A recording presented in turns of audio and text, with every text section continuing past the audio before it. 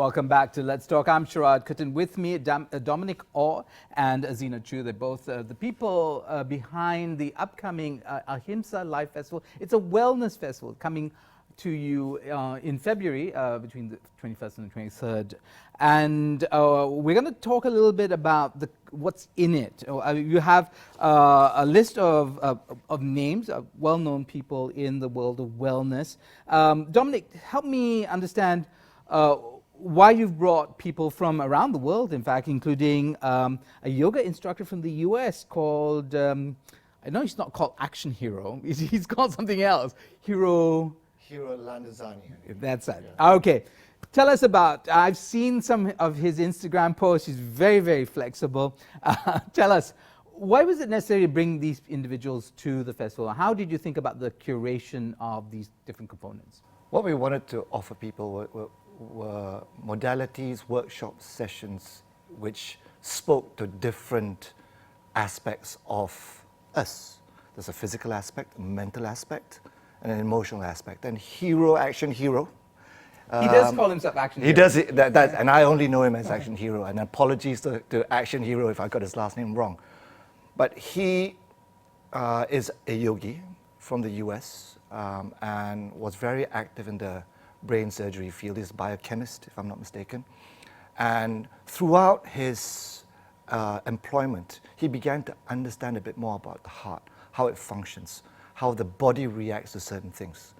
And through his own personal journey, he began to connect with himself, and his preferred route was yoga. And that was his journey. So we have Action Hero. We have a free diver yogi from Philippines called Wei, who is very successful in her free diving sport because of her yoga. Because she had the ability now, after learning yoga, to control her breath as she descended and come up. Right, so free diving is that, would you diving without the aqualung, without scuba equipment, right? That's okay. Right. And again, I think we all grew up. I grew up in the 70s watching, yogis squeeze themselves into little plastic containers and, apparently stop breathing for a long periods. Now, what do you hope, Zena? I mean, you're from television and you've done work kind of with the audience in mind, right? Yeah. Who do you hope to reach out to in this? I mean, I'm always thinking, when I think of wellness festivals or wellness, I always think of absolutely healthy young people, not someone like myself who's in his 50s, overweight, breathless, often not from excitement, just from breathless from walking. So who do you hope to reach out to with these carefully curated elements of your festival? Yeah. Well, it's clear that it being in Publica and in the KL urban area, because it's our first festival, we have our limitations. We hope to take it. The aim when we first started the festival was, let's do it big, let's do this, let's have 100,000 people, whatever. That's the dreams we wanted. We wanted it to be accessible to everybody.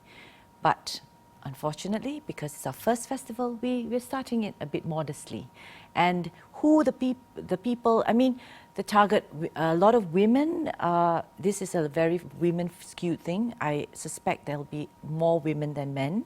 Hopefully, in time to come, there will be more men. I mean, a more balanced audience for this.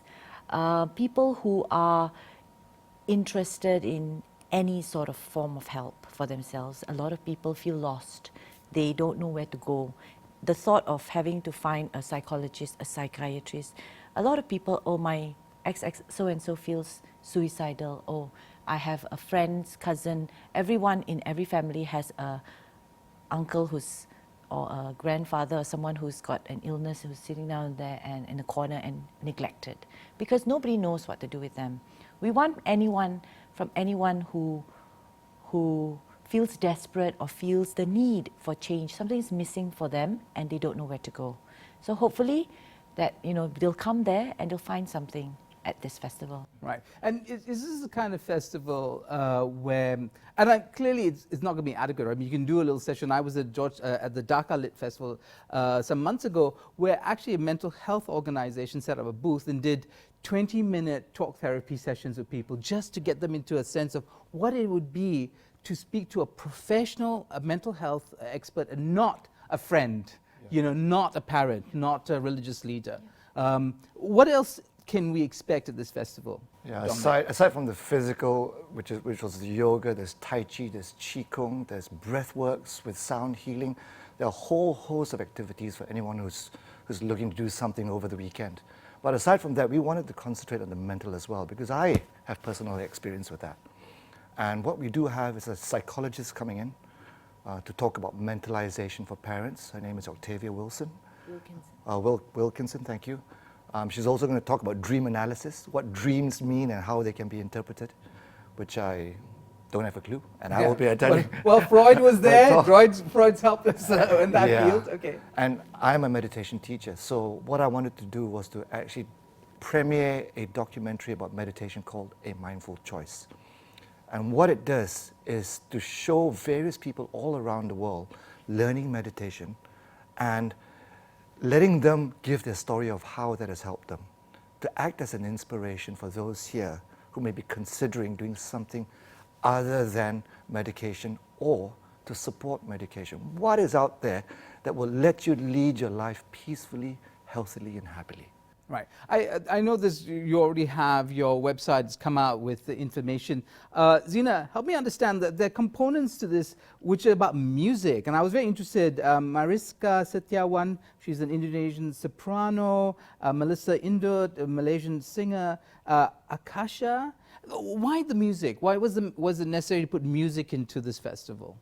The music is for the opening and closing festival ceremonies. We're going to have a big celebration at the which everyone's invited to.